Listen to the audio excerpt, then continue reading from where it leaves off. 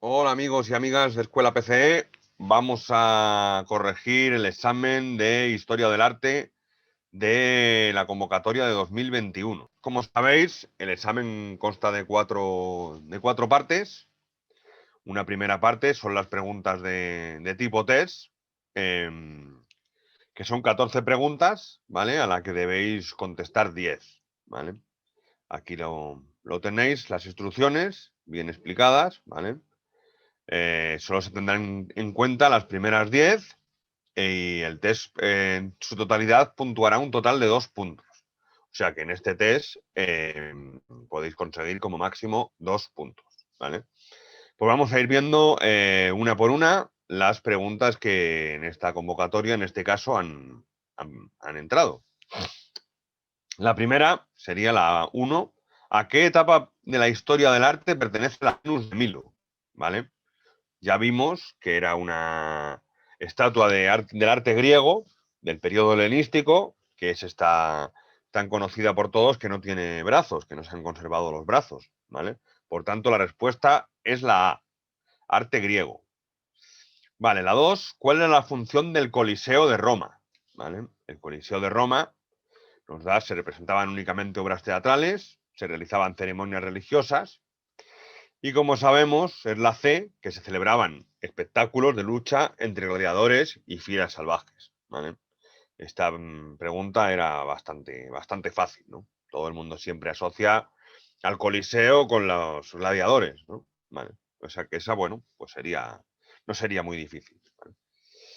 La 3, ¿qué narran los relieves del arco de Tito? ¿Vale? El arco de Tito, que lo vimos en clase, pues como sabéis, no trata los funerales de Tito, ni el nacimiento tampoco. Lo que sí trata son las victorias militares de Tito Flavio Vespasiano en Jerusalén. Como veis, también vimos en uno de los relieves que había una menorá, un candelabro hebreo que representaba el saqueo de Jerusalén, ¿no? Pues bueno, ahí lo tenéis. Sería la B, ¿vale? Las victorias militares de Tito en Jerusalén. Luego tenemos qué tipo de edificio era la Maison Carré, ¿vale? Un acueducto, un circo, un templo. Como vimos, era un templo que estaba en Nimes, Francia, ¿vale? Un acueducto no y un circo tampoco, ¿vale? Eso ya lo vimos y vimos que está muy bien conservado. ¿Qué es una girola de una iglesia? Una girola, como vimos, sobre todo la vimos en la Catedral de Santiago, que es un pasillo que bordea la nave y pasa por detrás del altar para que los peregrinos puedan visitar el templo mientras hay celebraciones y no interrumpan en la celebración, ¿vale? Por tanto, una girola es un pasillo estrecho que rodea la parte trasera del altar mayor, por el que se puede circular aunque haya celebración. El ábside, como sabéis, es la parte que está detrás del altar, y la torre campanario, bueno, pues la torre campanario, no tiene más, ¿no? Donde están las campanas. De ahí campanario, ¿vale? Por lo tanto, la A. ¿Cuál de las siguientes catedrales no pertenecen al arte gótico? ¿Vale? Como vimos, la Catedral de Santiago, por ejemplo, es de arte románico, aunque sabéis que tiene una fachada, la fachada de la Plaza del Obradoiro, que es de barroca, pero vamos, su origen es románico, ¿vale? La Catedral Vieja de Salamanca también, y como sabéis, la Catedral de Burgos es una catedral gótica. Por tanto, la que no pertenece al arte románico es la de Burgos, ¿vale? Por eso es importante que llevemos preparados de qué estilo son las diferentes. La 7. Nombre al pintor italiano que realizó el famoso ciclo de frescos que decoran la Capilla Sistina, ¿vale? Como sabéis, como vimos, la Capilla Sistina fue un cargo del Papa Julio II a Miguel Ángel Buonarroti, ¿no? Que su imagen central es Dios creando a Adán, ¿vale? Y como sabéis, es una obra del Renacimiento, ¿vale? Miguel Ángel Buonarroti, un pintor y escultor, como sabéis, de la época del Renacimiento. Muy bien. ¿Qué tipo de edificio era su origen la Aljafería de Zaragoza? La pregunta 8. Bueno, sabéis que la Aljafería de Zaragoza es una obra del arte hispano-musulmán, más concretamente de la época taifa, de las taifas, y fue un palacio presidencial, ¿vale? No fue una mezquita ni una necrópolis, fue un palacio presidencial. Muy bien. ¿Vale?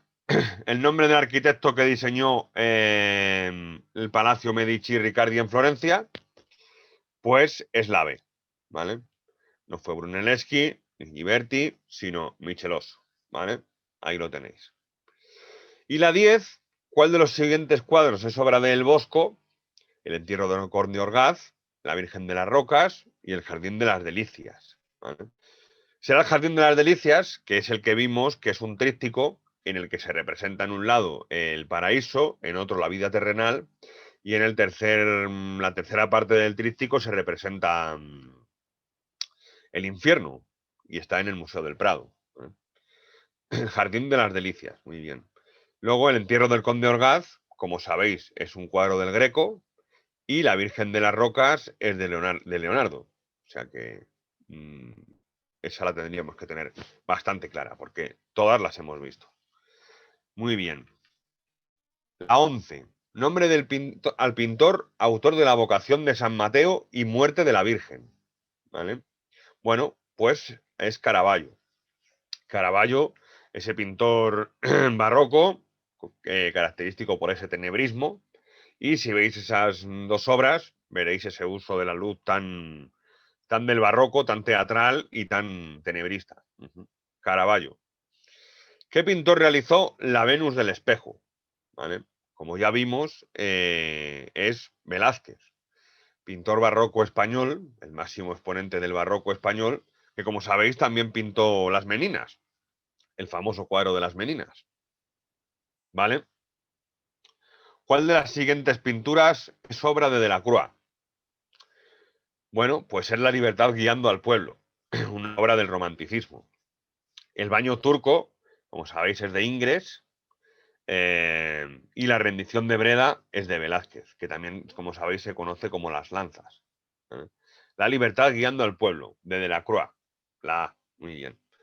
¿A qué movimiento artístico pertenece Kandinsky? ¿Vale? Al surrealismo, al impresionismo, expresionismo. Bueno, estas tres que están ahí las posibles respuestas son vanguardias, como vimos, esos movimientos artísticos surgidos a principios del siglo XX. ¿Vale? Y Kandinsky será un pintor abstracto dentro del expresionismo, ¿vale? Que consistía, entre otras cosas, su aspecto principal será la expresión de las emociones a través del arte, ¿no? Y él lo hará con formas geométricas y con pinturas de tipo abstracto. Muy bien. La 14. La A. Muy bien. Vale, la segunda es la parte de preguntas, de respuestas breves. ¿Vale? Os ponen 5 preguntas a las que solo hay que responder 3. Vosotros elegís de las 3 la que queráis responder, ¿vale? Y en este bloque lo máximo que podemos alcanzar son 3 puntos, ¿vale? Nada a desdeñar 3 puntitos. Entonces, de esas 5 que nos entren, elegimos 3, ¿vale? Aquí vamos a resolver las 5 posibles. Aunque vosotros tenéis que elegir únicamente 3. Vale, la primera. Expliquen un máximo de 5 líneas qué es un anfiteatro romano. ¿Vale? Bueno, pues un anfiteatro romano vimos que era el edificio que resultaba de la unión de dos teatros por la orchesta de forma elíptica. Es decir, se ponen dos teatros enfrentados, se unen y se forma un edificio elíptico, en el que el centro estará la arena y estará formado por una grada en la que los espectadores se pueden sentar a ver los espectáculos, las luchas de fieras, gladiadores, naumaquias, que son batallas en agua, navales, de construcción de batallas navales. Normalmente estarían construidos en piedra y ladrillo y tenían varios pisos para albergar a los miles de espectadores. También tenían unas entradas, las entradas que daban entrada a las gradas y salida, se llamaban vomitorios, los vomitorios. Y la parte de la grada es la cávea. ¿Vale? Y uno de los más famosos, como sabéis, es el anfiteatro Flavio, que es el Coliseo de Roma. ¿Vale? Bueno, pues con decir eso, ya estaría respondida esa pregunta. Vamos con la 2. Nombre una iglesia importante en España de la arquitectura barroca. Bueno, aquí proponemos una posible respuesta, pero bueno, hay más, ¿no? Mientras respondáis correctamente, no tenéis por qué responder exactamente esto, ¿vale? La fachada de la Catedral de Granada, la iglesia del Convento de la Encarnación en Madrid y la fachada de la Catedral de Santiago de Compostela. Como dijimos antes, aunque el templo es románico, esa fachada es de orden barroco, es de estilo barroco. La 3, nombre de dos pintores del Renacimiento italiano. Bueno, aquí tenemos una amplia gama de opciones que podemos responder. Antes hemos visto a Miguel Ángel, pudiéramos incluir a Miguel Ángel, ¿vale? Otras opciones son Tiziano, Botticelli, Frangélico, Veronés, Da Vinci, Rafael e incluso Leonardo, ¿vale? Leonardo da Vinci, bueno, está ahí, perdón, sí, Leonardo da Vinci, ¿vale? Bueno, pues aquí solo nos piden dos, pero veis, tenéis muchas más opciones. O sea, cualquier par de estos propuestos valdría, ¿vale? Incluso también Miguel Ángel lo tenéis ahí, como muy característico del Renacimiento. Vale, vamos con la 4. Nombre al menos dos obras del artista Rubens, ¿vale? Rubens, ¿vale? Que lo vimos. Las Tres Gracias es como uno de los más conocidos. El Descendimiento de la Cruz, La Adoración de los Magos, El Jardín del Amor. También podríamos poner Saturno devorando a su hijo, El Rapto de Europa o El Juicio de París, por ejemplo. Muchas obras de este autor que vimos, así que ahí solo nos piden dos. Bueno, pues veis que tenéis muchas opciones, ¿vale? Luego, expliquen un máximo, la pregunta 5. Expliquen un máximo de 5 líneas el movimiento artístico denominado cubismo y nombre a dos de sus principales representantes. ¿Vale? Como sabéis, el cubismo es una de las vanguardias surgidas a principios del siglo XX. En este caso, este estilo artístico surge en Francia, a principios del siglo XX, tras la creación del cuadro de Picasso, La señorita Davide y se caracterizará por la utilización de formas geométricas y la plasmación de múltiples planos de manera simultánea, rompiendo con la idea de perspectiva única. También introducirán la idea de la cuarta dimensión, es decir, el tiempo, que es ver cómo se despliega la figura en una secuencia temporal. Por tanto, eso le dotará de mucho dinamismo a las pinturas. Y la representación de la figura tridimensional desde varios puntos del espacio, desde varias vistas, pero en un plano, lo cual le dotará de un estilo muy característico, ¿vale? Y la descomposición geométrica de la figura. Y de los más famosos representantes serán Picasso, Pablo Picasso y Juan Gris, ¿vale? También puedes citar, por ejemplo, a George Braque, ¿vale? Bueno, pues ahí te estaría este bloque de preguntas de respuesta corta, ¿vale? Vamos a continuar y entramos en la tercera parte, que es el tema de desarrollo. Nos proponen dos temas de desarrollo y tenemos que responder. Lo ideal sería responder cada tema, solo hay que elegir uno, en una cara o página. Eso sería lo ideal, ¿vale?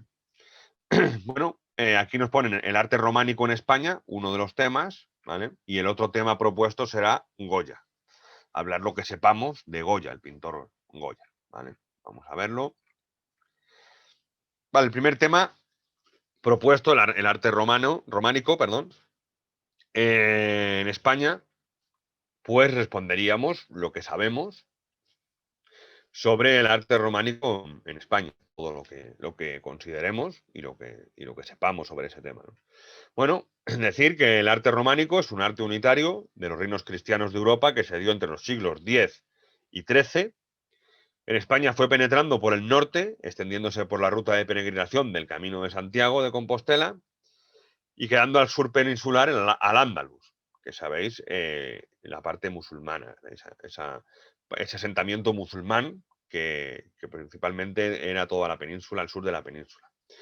por lo que el románico se desarrolló en la mitad norte peninsular, en el norte de la península, ¿no? Y los periodos que se dieron, podríamos decir que fueron el primer románico, que es final del siglo X y parte del XI, el románico puro, que será todo el siglo XI, ¿vale? Y el tardorrománico, que es el XII y principios del XIII. Siempre todos los estilos empiezan de alguna manera, se llega a una época de esplendor y luego van dando paso a otros estilos, a otras tendencias. En este caso, por eso, primer románico, románico puro y tardorrománico, ¿no? La arquitectura románica empieza siendo generalmente sobria, adquiriendo sus propias particularidades al entrar en la península, es decir, un estilo propio en la península ibérica, pero siendo el estilo lombardo el que predomina al principio, de Lombardía, en Francia, ¿no? Con el que se puede ver en San Pedro de Rodas o Santa María de Ripoll. A medida que pasan los años, en el siglo XI, las obras más representativas quedarán de camino a Compostela con un estilo más asentado a las formas castellanas, por ejemplo, en San Martín de Fromista, que es una de las obras claves para entender el románico en España, ¿vale? De hecho, hay que estudiarla. De esta época, por supuesto, no podemos olvidar la Catedral de Santiago de Compostela, ¿vale? Es un templo muy importante de este estilo, ¿vale? Hay que estudiarlo. Bueno, las influencias se hacen más notables según las regiones, al finalizando el arte románico. En la era castellano-leonesa predominará el estilo de San Martín, mientras en Cataluña será el lombardo y ripollés, como en San Clemente de Taúl, que ya vimos que el San Clemente de Taúl son esas pinturas, esa pintura que está el Pantocrator, que como sabéis es Jesús sentado en majestad con los dos dedos a modo de bendición. Es una figura muy característica del románico. El San Clemente de Taúl. Aún así, en arquitectura las características son comunes en su mayor parte, es decir, como más homogéneo en todas partes, hechos en piedra, de muros gruesos, vanos estrechos. Sabéis que los vanos es la parte del vacío, los arcos, ¿no? En este caso serán estrechos, será muy maciza la arquitectura románica. Vanos estrechos y abocinados. Planta basilical, que como sabéis es de origen romano, de los primeros templos donde los romanos, o sea, los cristianos hacían sus celebraciones. Por eso la planta basilical, que sabéis que es fundamentalmente angular, ¿vale? O de cruz latina, en este caso se incluye también la de cruz latina. O sea, una planta en forma de cruz. Pilares cruciformes o compuestos, los arcos de medio punto, que sabéis que son muy característicos del románico, los arcos fajones, que son los que sustentan las bóvedas de cañón, cimborrios, que son como unas torres que sirven para dar luz al templo, con ventanas, la bóveda de cañón y la bóveda de arista, ¿vale? Esas son las características más significativas de la arquitectura del románico, ¿vale? En cuanto a la escultura, esta será de carácter didáctico, que se implanta tanto en portadas de las iglesias, es decir, en la entrada, ¿no? Las portadas, como en los capiteles, que sabéis que el capitel está justo encima de la columna. O en menor medida exentas, que sabéis, una escultura exenta es aquella que no está adosada a ningún muro ni nada, sino que está libre y se puede observar, rodear completamente y observar desde toda su circunferencia, ¿vale? Las exentas. Y será un carácter didáctico para enseñar a la población, ¿no? La doctrina cristiana. Las portadas se decoraban en el tímpano, arquivoltas, que sabéis, el tímpano es la parte que está encima de la puerta, entre el dintel, es decir, la parte horizontal que está encima de la puerta, y el arco, esa parte que está entre medias del arco y el dintel, será el tímpano, ¿vale? Y se decorará bastante ahí, ¿no? Arquivoltas, jambas. Las jambas son los laterales de la puerta, las arquivoltas son los diferentes arcos concéntricos que componen el arco de la portada. Y el parteluz es una división, una subdivisión que parte el arco en dos, o la entrada, ¿no? Bueno, pues esto se decorará bastante. Eso lo vemos en el Pórtico de la Gloria en, en, en la Catedral de Santiago, ¿vale? Por ejemplo, ahí tenéis ese parte luz decorado, eso ahí lo podéis ver, ¿no? ¿Vale? Y continuando, ¿vale? Las portadas, ya hemos dicho, se decoran y están supeditadas al marco arquitectónico, es decir, el espacio que nos da la arquitectura es el que hay que llenar con la escultura, ¿no? Eso se llama la ley del marco, ¿vale? En ella se representan episodios como el Apocalipsis, la ascensión y el Pantocrator, la ascensión a los cielos, ¿vale? Y el Pantocrator, que es Jesús en majestad. Mientras que los capiteles, al ser un espacio menor, se recaban episodios de las Sagradas Escrituras, bestiarios, motivos vegetales. En las esculturas exentas destacan las tallas de madera o marfil con el Cristo crucificado o la Virgen en majestad. Todas ellas son hieráticas, es decir, representan poco movimiento de frente, frontales, son esquemáticas, con composición jerarquizada, policromía y rigidez. No se busca una representación fidedigna de la figura humana. Destaca el Pórtico de la Gloria en Santiago de Compostela, la Duda de Santo Tomás en el Monasterio de Silos o la Virgen de Tudela. Finalmente, la pintura comparte características de la escultura por su carácter didáctico, es decir, para enseñar a la población de la época, didáctico y religioso, con hieratismo, frontalidad, rigidez, policromía, muchos colores, realizada a base de colores vivos, sin efectos de claroscuro y perfiladas las figuras en negro, ¿vale? Todas tienen su perfil en negro. Fondos planos, sin profundidad, adaptadas al marco arquitectónico, como ábsides, muros, lo que la arquitectura permite, pues es donde se adapta la pintura, igual que con la escultura mismo. Las imágenes más representadas son el Pantocrator, Tetramorfos o la Virgen en Majestad. Tetramorfos son los apóstoles representados, son los evangelistas, perdón, representados en sus diferentes formas. León, águila, buey y ángel. ¿Vale? Mateo, Marcos, Lucas y Juan. Y mediante la técnica del fresco, que como sabéis el fresco consiste en poner yeso en la pared y pintar sobre él. Hay pocas representaciones de pintura sobre tabla, aunque la temática y elementos formales son los mismos. Destacan como hemos visto, el Pantocrator de San Clemente de Taúl o los frescos del Panteón de San Isidoro de León. ¿Vale? Ese San Isidoro León se considera la capilla sistina del arte románico, ¿vale? Porque es una obra muy, muy significativa de este periodo. Muy bien. Vale, y el segundo tema que nos proponen será el tema de Goya, ¿vale? El pintor Goya, pintor español, como sabéis, que su labor fue a finales del 18 y principios del 19, fundamentalmente, Francisco de Goya y Lucientes, ¿vale? Su producción pictórica fue un reflejo de los sucesos históricos que acontecieron a su alrededor y los cambios socioculturales que vivió. Entre ellos puede ser la invasión de Napoleón en España, ¿vale? Fue un acontecimiento del que él fue testigo y lo plasmó en sus obras. Pasó por varios estilos, como es el academicismo, el neoclasicismo, romanticismo. Entre los acontecimientos históricos, paso de antiguo régimen al régimen liberal. Sabéis que el antiguo régimen es el régimen monárquico, de la monarquía absolutista, y el régimen liberal, ¿no? En el que se construye el Estado liberal. Y la primera revolución industrial, que como sabéis fue un cambio muy grande en la sociedad, ¿no? Y la guerra de independencia española, que es la guerra que sucedió a la invasión napoleónica. Sus características principales como pintor fueron la utilización de una pincelada suelta y vigorosa, con detallismo, enfatizando la realidad. El redibujo se relegará a un estado secundario, el gusto por los colores brillantes al principio de su carrera, hasta la derivación a las pinturas oscuras.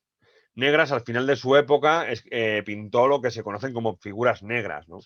Que son figuras deformadas, con colores muy oscuros, ¿vale? Porque ya era sordo, estaba sordo y estaba como muy decepcionado de muchas cosas que le habían sucedido en su vida. Por eso su última etapa se llamará las pinturas negras. Es decir, Goya pasó por diferentes estilos pictóricos y una evolución. Y por supuesto desarrolló un estilo propio también, ¿no? Su técnica fue muy variada, usó pinceles, brochas, trapos, dedos, así como su técnica religiosa, cortesana, la temática religiosa, cortesana, galante, histórica, incluso su mundo interior, ¿no?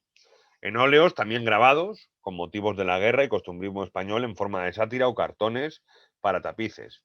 Por ejemplo, de los grabados fueron las colecciones o las series de los disparates, los caprichos de la guerra o los desastres de la guerra, perdón, los disparates, los caprichos y la tauromaquia, ¿vale? Esos son grabados de Goya. Y él empezó haciendo cartones para tapices, que los cartones para los tapices se pinta el cuadro y luego de ahí se saca el modelo para hacer un tapiz. Así empezó Goya. Y sabéis que Goya acabó siendo pintor de cámara en la corte de Carlos IV. Y el cual realizó una serie de retratos ahí. De hecho, uno de sus cuadros más famosos, la familia de Carlos IV, ahora lo veremos. ¿Vale? Pues este pintor zaragozano empezará pintando obras religiosas, viajará a Italia para conocer a grandes pintores de la historia, hasta que se estará en la corte en Madrid como pintor de la Real Fábrica de Tapices, lo que hablábamos de los tapices, haciendo los cartones para los tapices, y pintor de cámara. Pintor de cámara, es decir, pintor personal del rey, ¿no? La Guerra de Independencia de 1808, la muerte de su esposa y los efectos de su sordera le llevan a un estado de soledad en el que desarrollará unas pinturas oscuras, pinturas negras, en las que pinta un aquelarre, unos viejos decrépitos comiendo sopa, es decir, pinturas muy, muy tremendas y muy pesimistas, que os invito a que las veáis. En la Quinta del Sordo, que es como se conoció su vivienda en Madrid, ¿no? Tras su desánimo con la situación española y su sustitución como primer pintor de cámara, se irá a Burdeos y allí fue donde falleció. Su última obra, La lechera de Burdeos. En Burdeos, ¿no? Y algunas de sus obras más famosas son el Quitasol, La pradera de San Isidro, que son de su primera época, colores muy vivos, una pintura muy positiva, muy optimista, debido a su juventud también. Y La familia de Carlos IV, es de su época de pintor de cámara. La maja desnuda, que también tiene la maja vestida, que se ha especulado mucho sobre la identidad de la retratada. La carga de los mamelucos, los fusilamientos del 3 de mayo, que son dos cuadros que hacen referencia o documentan algunos episodios de la invasión napoleónica en España. Saturno devorando a su hijo, que son de esa última época, y la lechera de Burdeos, ¿vale? Y como hemos visto antes, pues los grabados, los caprichos, los disparates, los desastres de la guerra y la tauromaquia. Bueno, ahí tenéis una producción bastante diversa y un paso por varios estilos. ¿Vale?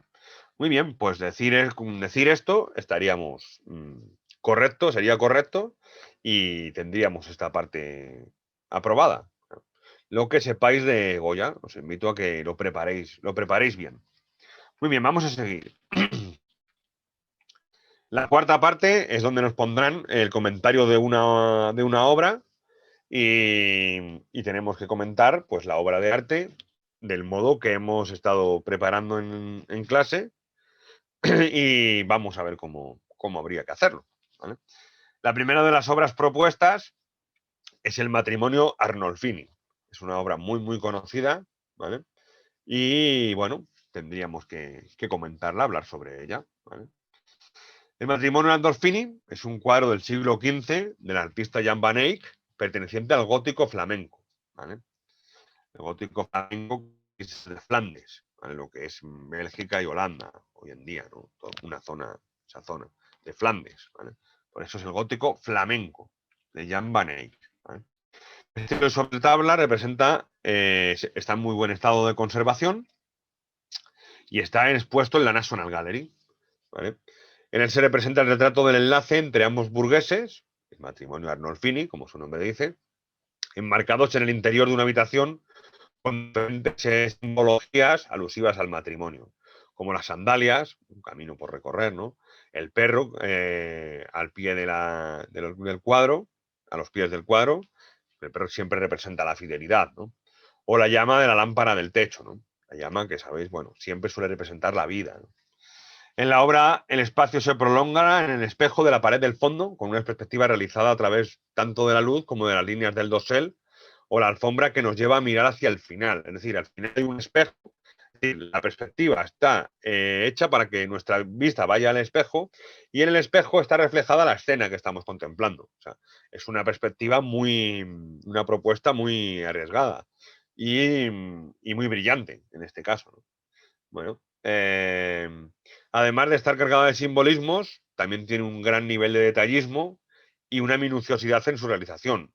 O sea, todo está muy detallado, muy definido, todos los detalles del cuadro, lo que le da realismo y veracidad a la escena. Los vestidos, todo está como muy detallado. Las arrugas de la ropa. La importancia del dibujo acrecienta este aspecto, ¿no? La composición es cerrada, con los esposos a ambos lados, inexpresivos y rígidos, colores brillantes, lo que nos permite la técnica del óleo, ¿vale? Predominan los cálidos en la estancia y los fríos en los personajes. Por último, la luz natural presenta los focos, como la ventana de la izquierda y donde se situaría el pintor o nosotros frente a la escena. Esos son los varios focos de luz. El gótico flamenco se produjo en Flandes en el siglo XV, con el auge de la burguesía comerciante, ya que esta clase la solicitará obras a los pintores de tema retratista, ¿no? Quieren retratarse. El realismo de detalle, con el uso de la minuciosidad en la factura, es decir, una pintura muy minuciosa, y gracias al óleo. El óleo permitió colores brillantes y jugar mucho con claroscuros y otros efectos, ¿no? El óleo permite mucho detalle. Jan van Eyck es uno de los máximos representantes de este periodo, ya que perfecciona el uso del óleo. Y el espacio con el manejo de la perspectiva aérea. La perspectiva aérea, como sabéis, es que el fondo siempre estará un poco más difuminado que el elemento que haya en primer término, lo cual le da realismo. Cuando percibimos nosotros la realidad, si miramos a lo lejos, las cosas que están más lejos las percibimos más borrosas, un poquito menos nítidas que las que están más cerca de nosotros. Bueno, pues eso será la perspectiva aérea, ¿vale? Otros artistas relevantes de este periodo serán Van der Weyden, Patinir y el Bosco, ¿vale? Que el Bosco ya lo vimos arriba con el Jardín de las Delicias, ¿vale? Muy bien, pues vamos a continuar. La otra obra que nos proponen, que podemos elegir una de las dos, será, aparece aquí, una planta, ¿vale? Que es la planta del Partenón, el Partenón de Grecia, ¿no? Bueno, nos ponen la planta, nosotros no solo tenemos que hablar de la planta, tenemos que hablar de toda la obra en sí, aunque la imagen hace referencia a la planta. Bueno, nos ayuda bastante, porque así ya por lo menos sabemos cómo es su planta. Ahí la tenemos presente. Bueno, estamos ante la planta del Partenón. Sabéis que es una obra arquitectónica del siglo V antes de Cristo, perteneciente a la Grecia clásica, ¿vale? Está realizada por los arquitectos Ictino y Calícrates, junto con Fidias como maestro de obras y escultor, ¿vale? La escultura está llevada por Fidias, ¿vale? En este edificio de carácter religioso, hecho en piedra, se cuenta en la Acrópolis de Atenas, en un deteriorado estado de conservación. Claro, es un edificio muy antiguo, han pasado muchos acontecimientos desde entonces y, bueno, ha sufrido deterioro. En la imagen se conserva la planta rectangular del templo con una cella o naos principal. La cella o naos principal es la nave principal del templo, donde se encontraba la estatua crisoelefantina de Atenea Partenos, es decir, es un templo dedicado a la diosa Atenea, ¿vale? Un pronaos como antesala y un opistodomo en la parte posterior para albergar los tesoros de la divinidad, ¿vale? Hay que decir las diferentes estancias y, y qué tipo de columnas tiene el edificio. Edificio anfipróstilo, es decir, que tiene columnas en su parte frontal y en su parte trasera. Períptero, que también las tiene rodeando todo el contorno, y octásilo, que tiene 8 columnas en su pórtico, ¿vale? Con columnas de orden dórico en el exterior, siendo de orden jónico las del interior. Como sabéis, los órdenes griegos son dórico, jónico y corintio, ¿vale? Que eso ya lo vimos. Al ser un templo de orden dórico, cuenta con unas columnas sin basa, estriadas, compuesta por tambores y éntasis, del capitel sencillo, equino, collarino y ábaco, sobre el que se sienta un arquitrabe liso. El arquitrabe es una parte horizontal sobre el que se sienta sobre las columnas, ¿vale? Y un friso decorado con triglifos y metopas, ¿vale? El friso está encima del arquitrabe, que también es horizontal, y tiene triglifos, que son como un panel acanalado, con 3 acanalamientos, y la metopa es un panel que está entre los triglifos, que representa algunas escenas. Una cornisa sobresaliente y un frontón triangular. El frontón está encima del friso y entre el tejado. Y eso le da la forma triangular, ¿vale? Sobre el que se podría encontrar decoración policromada en el tímpano, ¿vale? Dentro del friso encontraríamos decoración policromada, es decir, pintada de muchos colores, de varios colores, ¿no? Le cubría un tejado a doble vertiente o doble agua, ¿vale? Sabéis que son las diversas caras inclinadas de un tejado, son las vertientes o aguas, ¿vale? El friso del interior, al ser de onde jónico, está decorado con un relieve sobre la procesión de Panateneas. ¿Veis? Tenemos que hablar de elementos sustentantes del edificio y de elementos decorativos u ornamentales, es decir, los que decoran el edificio, adornan el edificio. Vale, este edificio será un ejemplo de armonía y proporción, una obra realizada a base de cálculos matemáticos y geometría, ¿vale? Un trabajo, una muestra de maestría y destreza por parte de sus constructores. Dentro de la arquitectura griega, el templo es el edificio más importante, siendo el alma de la polis, de decoración austera en el interior, y el exterior estaba realizado para llamar la atención, porque las celebraciones multitudinarias con gente se hacían en el exterior del templo, ¿vale?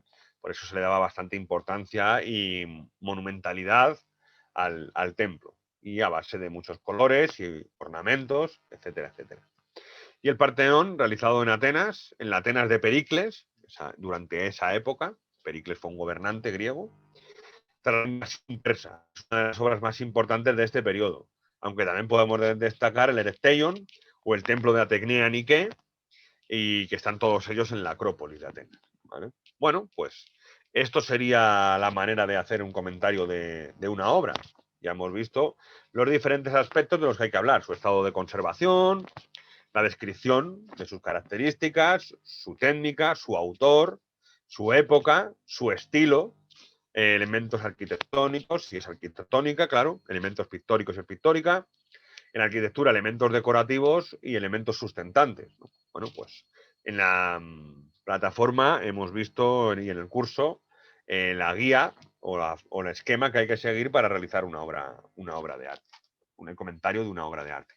Vale, pues esto sería la manera correcta, una propuesta de comentario en el que de esta manera quedaría el examen perfectamente resuelto. Bueno, os invito a que echéis un vistazo a nuestra página de Escuela PCE, que veáis nuestros cursos y cualquier información o cualquier cosa que necesitéis podéis ponernos en contacto con nosotros y estaremos encantados de resolver vuestras dudas. Bueno, mucha suerte y ánimo con vuestros exámenes.